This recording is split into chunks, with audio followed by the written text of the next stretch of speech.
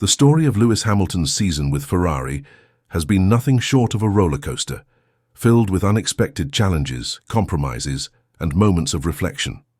At the heart of the 2025 season, there's a question that everyone is asking.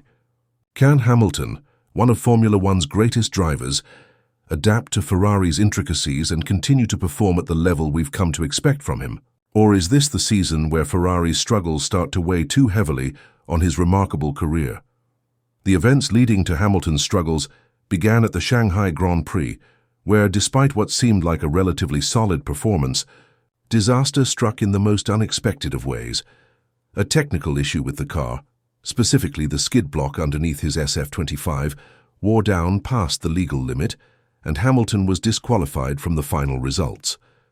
This disqualification wasn't a result of any negligence on Hamilton's part, but rather the team's pursuit of the optimal setup. Ferrari had pushed the car too low in their quest for downforce, a strategy that worked on paper but backfired when put to the test in real-world conditions. The damage was done, and it was clear that Ferrari was starting to grapple with the consequences of their setup choices. By the time the paddock arrived in Suzuka, just days after Shanghai, the pressure was mounting. Ferrari made the decision to raise the ride height of both cars to avoid another disqualification. But that adjustment came at a significant cost. In Formula One, ride height plays a pivotal role in the car's performance, especially in the ground effect era. A lower car creates more downforce, providing better grip and more stability. But when the car is raised even slightly, that balance is disrupted, leading to a loss in performance. And so, in Suzuka, Hamilton faced a car that was far from optimal. He qualified in P8, his worst Japanese Grand Prix result since 2012. The car was difficult to handle, and Hamilton described it as particularly tough to rotate through fast corners, with understeering being a constant problem. He couldn't push the car to its limits, and no matter how hard he tried, the front end simply wouldn't respond. On the other hand, his teammate Charles Leclerc managed to qualify in P4, showing a level of performance Hamilton couldn't match. So what was going wrong? Was it just a case of a driver who wasn't feeling comfortable with his setup? Or was Ferrari's car simply not responding well to the changes made in the aftermath of Shanghai? The answer lies in the complexity of Formula One engineering and the fine margins that define success in the sport. Ferrari's decision to raise the ride height had clearly affected the car's balance, but it wasn't just about one mistake or a single setup change. The knock-on effects of that decision were felt not only in the car's handling, but also in Hamilton's ability to find the rhythm and confidence he needed. When you're a driver of Hamilton's caliber, even the smallest adjustments can make a world of difference. In Suzuka, it was clear that Hamilton was struggling to find that confidence. His setup was diverging from Leclerc's, and that gap in performance was significant, especially given the fact that both drivers were using identical machinery. Hamilton himself acknowledged the issue, saying that he simply didn't feel good enough after qualifying in P8. His first words after the session summed up his frustration: "Not good enough from my side." But it wasn't just about the driver. The car was a key factor. Hamilton made several attempts to adjust tools inside the cockpit, but nothing seemed to make the car work the way he needed it to. The adjustments were more like guesses than real solutions, and this lack of confidence in the setup was costing him precious time. In contrast, Leclerc seemed to have a much better handle on the car. The Ferrari driver managed to extract performance from the same machinery that Hamilton was struggling with. His car rotated better through high-speed corners, carried more momentum on exits, and felt more stable overall. While Hamilton fought with his car's balance, Leclerc seemed to be in complete harmony with it, clocking a time almost half a second faster than Hamilton in the final runs. That gap was significant, especially considering the pressure Hamilton was under to perform at his best. Ferrari, however, wasn't blind to the issue. Insiders from the team suggested that they were still trying to figure out how to dial out the understeer without sacrificing rear grip. This balancing act was proving to be much more complicated than they had anticipated.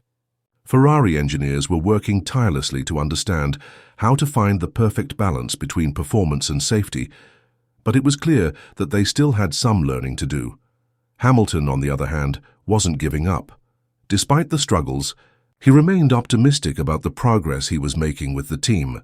He spoke about how he was adapting to the SF25 and learning how to fine-tune the car to suit his driving style. Hamilton admitted that his progress was coming in small, structured steps, but it was progress nonetheless. He was now spending more time in the simulator, reviewing different tool combinations before every race weekend, and identifying which settings worked best for him. The fact that Hamilton was becoming more familiar with the tools inside the cockpit was a sign of progress. In the early part of the season, he had struggled to find his rhythm, but now he was starting to guide the engineers towards setups that worked better for his driving characteristics. It wasn't just about adjusting the car's mechanical setup. Hamilton was also starting to understand how to influence the car's energy deployment and brake bias to suit his driving style. This level of input from Hamilton had been missing earlier in the year. In Australia and China, he had struggled to find the right setup, but now he was making more precise adjustments across the full tire temperature window. Ferrari engineers noticed that Hamilton's feedback was becoming increasingly accurate, allowing them to make more informed decisions about setup changes. His understanding of how different modes influenced the mechanical balance of the car was growing, and that gave him more confidence behind the wheel.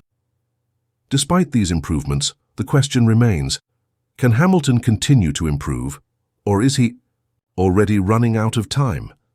The pressure is mounting as the season progresses, and Hamilton's ability to extract performance from the Ferrari SF25 will be key to his success in the coming races.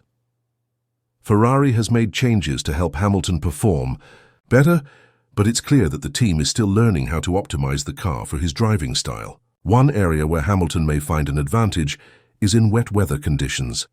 Historically, Hamilton has excelled in changing weather conditions, where grip becomes more important than pure downforce or straight-line speed. In Suzuka, the forecast team predicted rain on race day, and Hamilton was hopeful that the wet conditions would level the playing field. Wet weather has often played into Hamilton's hands, especially when tire management becomes crucial. His ability to read changing conditions and make the right tire choices has resulted in some of his most memorable performances. Ferrari's data showed that the SF25 performed better in variable conditions, and the team made adjustments to the car's ride height to optimize it for wet weather.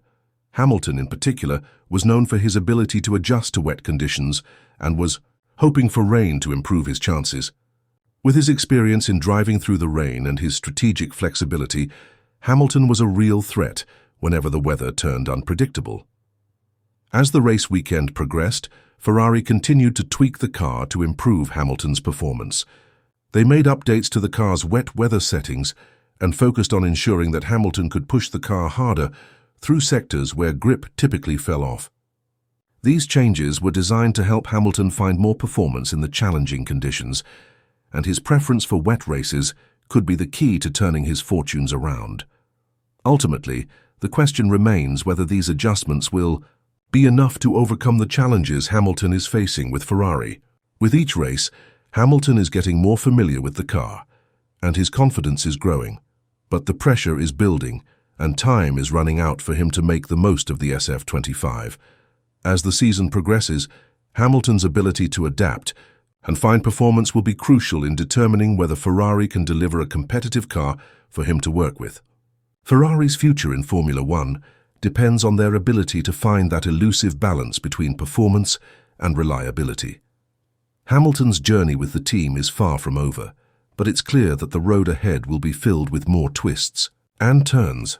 Whether he can rise to the challenge and turn his season around remains to be seen, but one thing is certain: Hamilton's fighting spirit and determination to succeed are far from gone.